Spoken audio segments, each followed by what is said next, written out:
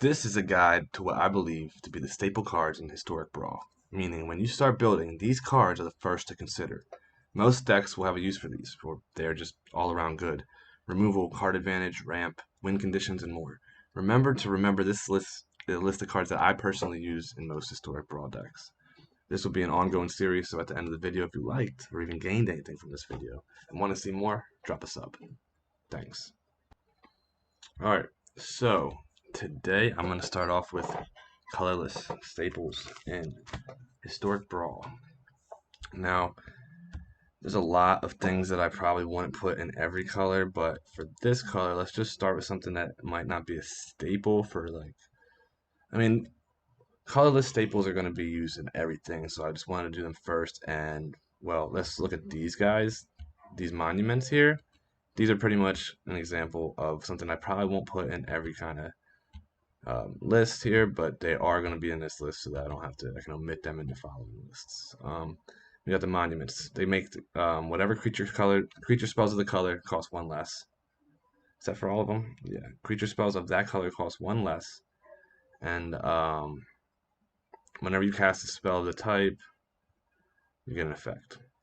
Different based on the color that they're choosing, obviously. So these are all really good that you might want to run in any creature-based deck of the color, especially one that's predominantly that color. Also, just for creature decks and other effects that make things cost less, which is a theme here in artifacts and colorless cards.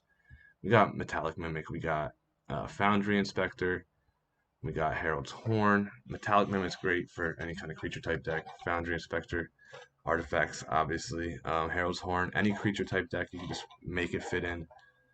We got Icon of Ancestry. This card is super good. You get the +1/+1 effect for anything you choose. Doesn't make things cost less, but it also looks at the top three, reveals a card of the chosen type. Get it in your hand. Jorah's Familiar makes historic spells, so that's artifacts, legendaries, and sagas, as it says right there. Primal Amulet, instants and sorceries cost one less. This is really, really dank, and eventually it turns into a land that can help you play stuff. So that's also in the ramp category. We got Vanquishers Banner. Again, another choose a creature type. Creatures of the type get +1/+1. When you cast a creature of the type, you also get card draw, so card advantage off of that. Immortal Sun. Again, this is card draw, card advantage. Makes stuff cost less. Creature buff. Just all the way great card that you might be able to play in anything if you have space for it. But let's go right into like the categories that I talked about in the beginning. Colorless does not have a lot of removal. There's a couple more removal spells. I meant to put, when it comes to removal, like I said, there's not much. Ratchet Bomb, great card. I didn't know it was actually in Historic until I started building this list. Just destroys all permanents of a certain mana cost, so it's great. Then we got Ugin, destroy target permanent as one or more colors. I mean, also colorless spells cost 2 less to cast, so he kind of goes in that last category too. Meteor Golem, destroy any permanent. The non-land. Ugin, the Spirit Dragon, he can wipe out lots of things. His second ability, exile each permanent with mana value X or less. So he kind of does a Ratchet Bomb, but also hits everything lower. Also, he has the +2 to do 3 damage. Really, really, really solid. These are like the only solid options though for removal, and they're really solid in most decks. Meteor Golem, maybe not in everything, but he's still good in things that don't have much removal. You could throw him in there. Again, with Ugins, both good for colors like green or blue that don't have any hard removal. Next up, we go to some graveyard disruption, which is a theme in most colors, but some colors do not have any kind of access to do it like consistently, and that's where you have something like Grafdigger's Cage. Maybe Grafdigger's Cage is the best colorless graveyard hate, probably. Just creatures in all graveyards and libraries can't enter the battlefield. Players can't cast spells from graveyards or libraries. Then we got Relic, card draw, and graveyard hate. So if you don't need it for the graveyard hate, you can always just get rid of it, draw a card. Silent Gravestone, cards in graveyards can't be entire spells or abilities. Exile, Silent Gravestone, and all cards in all graveyards, draw a card. So it could be used for drawing. You can get rid of it, get rid of a whole graveyard if you need to. Soul Guide Lantern, kind of like Relic, just another copy of the same card, very similar at least. And then Weathered Runestone. Non-land permanent cards in graveyards and libraries can't enter the battlefield. Players can't cast spells from graveyards and libraries. This is an uncommon version that will do almost most of what Grafdigger's Cage can do for you.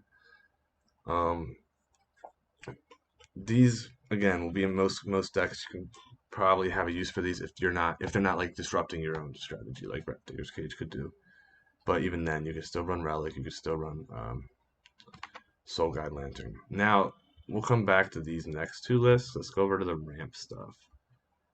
So we got the stuff that searches for lands, which might be important for certain decks, but a lot of time I won't run these. Like Traveler's Amulet, sometimes I will run that in like red to get like a really early boost. So maybe not a staple, but the Campus Guide. There's another guide that still costs 3 that searches for a land. Environmental Sciences, the Mimetic Compass. Now this is probably way closer to staple worthy. Let's cut those guys out of here. Even this one, I probably wouldn't run it in most things. Blue and red, maybe. That's about it. Thematic Compass just searches for lands consistently, and then if you have 7 or more lands, you get to transform it into a land that becomes a land that untaps target attacking creature and opponent controls and removes it from combat. Really good control ability there later. Yeah, Skittering Surveyor, that was the other one. Search for a land, put it in your hand. Those other ones aren't that great. I'd rather go with Mana Rocks myself, so I would call both of these, Solemn Simulacrum and Thematic Compass, staples. Let me search for a land, put it into play. And when he dies, you draw a card. So he does a couple things that you kind of want in every deck. Now with the Mana Rocks, the 2 Mana Rocks, not too many options that I would go with. Arcane Signet, obviously like the #1 option out of these. Then we have Cold Steel Heart, probably the worst option out of these. I mean, it doesn't really matter which one's worse or better, but Mind Stone, top notch. Arcane Signet, Mind Stone are things that I always go with. Ornithopter of Paradise is also really good. We can probably cut those off the list though, because I don't go with them that often to call them staples. Now, 3 Mana Rocks. There's a lot of options, so I just wanted to pick a bunch that will be played probably more often than not. More often than the rest, I guess. Chromatic Lantern, probably most useful. Obviously, it fixes mana problems that you might have in multicolored decks. So in a multicolored deck, this might be like the first 3-drop Mana Rock you go for. But me personally, I always go for Celestis. This one is just so good.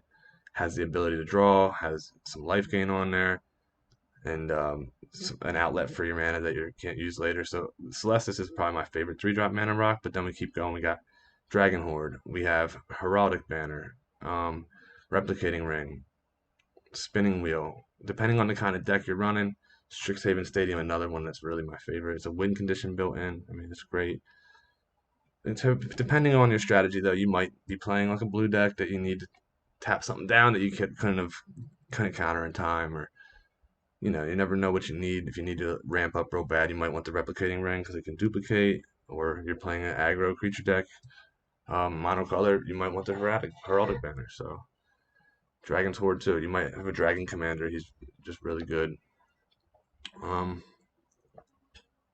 Probably the least I use Dragon Horde than anything else, but then we go the higher up Mana Rocks. The Nyx Lotus for the solo. It's a monocolored decks. Gilded Lotus for pretty much anything. This is probably like one of the ones that you might see in a lot of decks. You might use a lot more than the other ones up here. Dreamstone Hedron, option to draw cards off it. Also ramp for 3. And Chromatic Lantern draws cards, ramps. These 3, great. Nyx Lotus also really good in the right deck. We come to card draw, which we have seen some card draw already. In Celestis, we saw Chromatic Ore, we saw Solemn, but like the solid card advantage abilities that we're going to have here in Colorless. We're going to start with Eye of Vecna. It's a new card. I really, really like this card. In white decks that don't have a lot of card draw, great, especially because you're usually gaining life. In black decks, you can gain a lot of life. Green decks have a decent amount of card draw, so I probably won't run it. But even in blue, I might run this card just to get some more advantage. It's really, really good. Maze Mind Tune. A lot of people know about this card already. This card is super solid. Me personally, I never scry with it. I just draw off it. I don't waste it for that. So let's go to Tome of Legends. So this card, I don't see it played enough. Enters the battlefield with a page counter. When your commander enters the battlefield or attacks, put a page counter. Pay 1 tap, remove a page counter. So just a constant source for drawing if you're going to be using a commander that turns sideways, and a lot of them do that. So I would say this card goes in almost every deck. Treasure Map. This I consider to draw. Builds into sacrifice a treasure, draw a card. Not the most reliable draw outlet, but also creating some ramp opportunities. So it's not the worst. Cosmos Elixir. You'll see this card in a lot of decks. Beginning your end step, draw a card if your life total is greater than your starting life total. So otherwise, you gain 2 life. So it gains you life until you can start drawing cards off it if you ever get it up to enough. And then Karn. Oh my God, Karn's so good. Karn is just he creates protection for himself. He also draws cards. They get to pick the card, but then if didn't pick something you want, you can go back and get it later. Really good. Before I go into the lands, because again, there's so many lands that you might want to use in different decks that I would consider a staple for that deck, but not like an overall staple. So we'll go through that. I want to go through some of the notable cards that just didn't really fit into the categories. So like Hope of Gurapur. This is just a good card to have against like control decks, counter spells. But even just for removal, you might want this guy to like be there, protect you from a couple things. It's pretty good. Manifold Key, maybe something that wouldn't be in every deck, but it's just one of them cards that if you have space, you could probably use it. There's probably something to do with it. If you're running Celestis, you can untap your Celestis, use it again to switch it back from night to day, blah blah blah. It's a good card. Shadow Spear. Anytime I have a slot for it, it goes in. Just because even if I'm not playing like a creature-based deck, I can use a second ability, permanent your opponent's control, lose hexproof and indestructible. So good for those gods that are commanders, Heliod specifically. Um, and and I mean, then on top of that, you get the lifelink ability.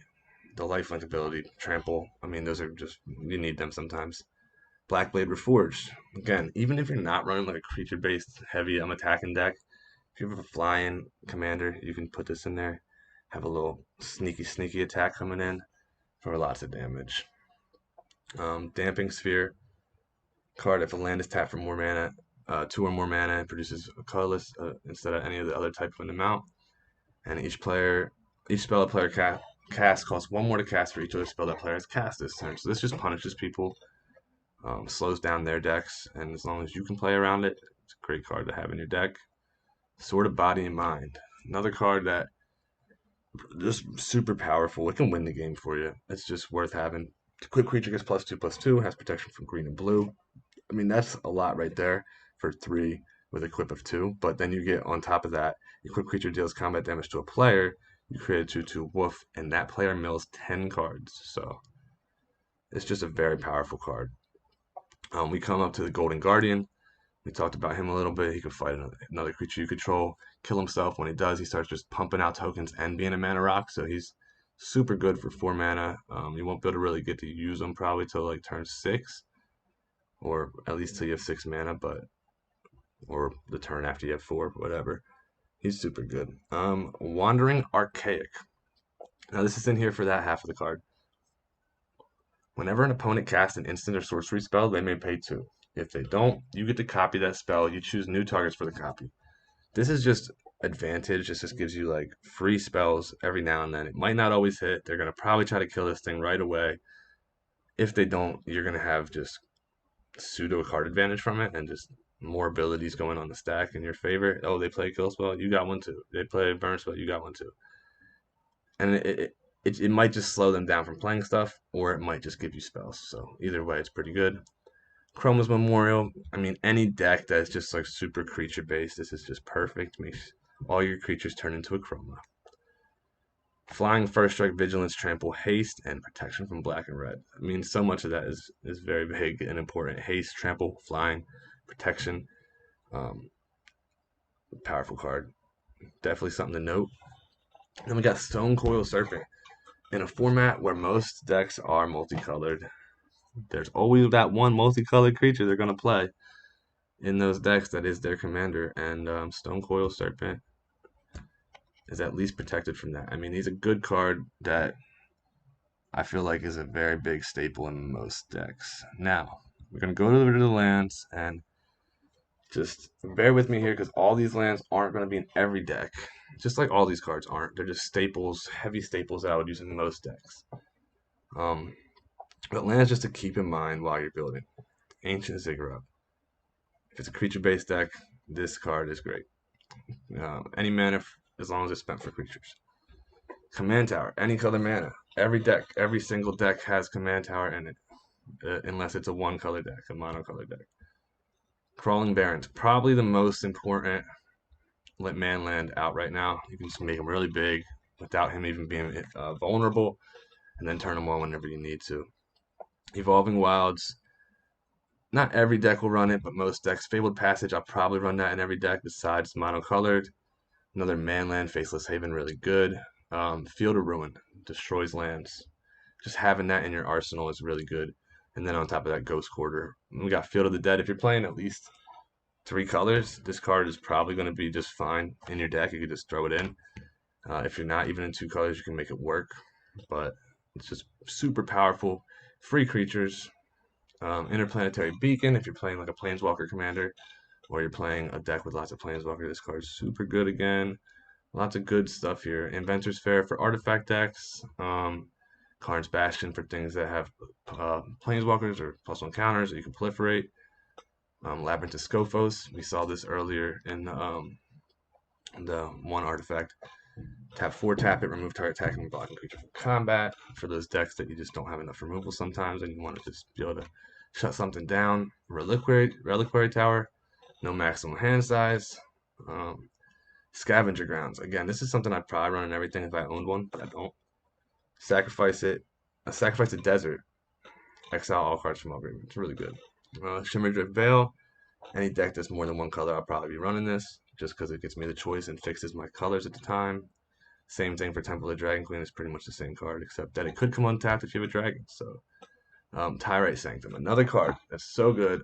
This is probably one of the cards that I always run, unless the deck doesn't care about my commander. Like Tyra Sanctum makes them indestructible, makes them stronger, and I think you can just keep putting counters on legendaries. So it's a pretty good card. I never sat there and just pumped up legendaries with it, but overall, out of all the cards in Colorless, I think these are the ones you want to look at first when building your deck. I actually have this saved, and this is what I'm going to do from now on is like start my deck. I'm going to come through here, look at what I need, write stuff down, maybe duplicate it, edit it if it's going to be in that color.